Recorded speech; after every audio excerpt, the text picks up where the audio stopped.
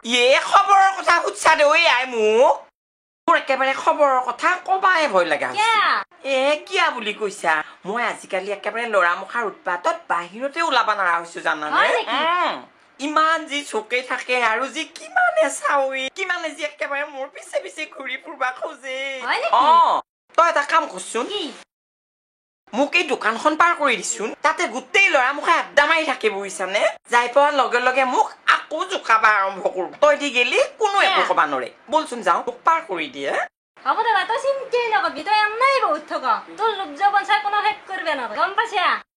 আই ৰ ভাই তোক এটা কথা সুধো আজি যি কোনবাৰ কথা আছিল চিনি আহি নকবি দে ঐ আই তাৰ কথা সোধাৰ লগে লগে মোৰ একেবাৰে ভৰিত তলাৰ পৰা চুলিৰ আগলৈকে হিৰে আহিছে মোৰ একেবাৰে পেচাব কৰাহে লাগছি নে কি হৈছে মই ক'বই পৰা নাই সি অহাৰ পিছত মই যি তাক কি কম নহয় ক'বা নৰোৱা দেই তোৰ এতিয়া সেই হিৰিহিৰণি ভাৱটো আছে কিনো কোৱা ঐ দেহি মোৰ কিবা বয়স কাটি যাবা বুলিয়ে ভাবছা নেকি মোৰ আকৌ দুপৰীয়াহে হৈছে এতিয়া ভাতি বেলাৰ বয়স হোৱা নাই নহয় তই সেই ফৰেনটোৰ মানুহটো কেনেকা বদলি তাকে কৈছানে ঐ দেহি মই সেই ফেচবুকত চাটিং কৰি কৰি তাক একেবাৰে ফিটিং কৰি পেলাইছো পলাই যাবি তই নাযাওঁৱেই আই পলে পাৰলৈকে মই বিয়া হৈ যাৱাৰহে চেষ্টা কৰিম বুজিছানে বাইদেউ গেছি পলে আকৌ ময়ো পলাই যাম মানুহেনো মোক কি বুলি কবই দেহি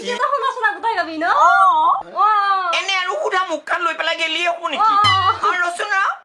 তোক মই দোকানখন পাৰ কৰি দিয়াৰ কথা কৈছিলো নহয় টিচোন পাৰ কৰে নশুনি মোক লৰা মুখা থাকিলে একেবাৰে জোকে শেষ কৰি দিব বুজিছানে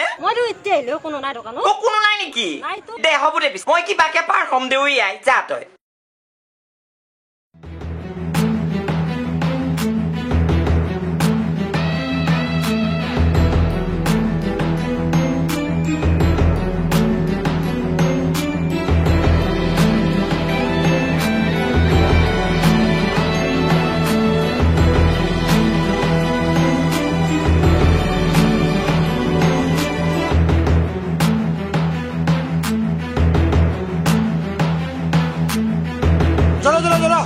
চলো না কিনো কৰি আছো তুমি হাত নামবে কামড়ে দিব বা দিগদাৰ কৰা সৰু চুলিৰ দৰে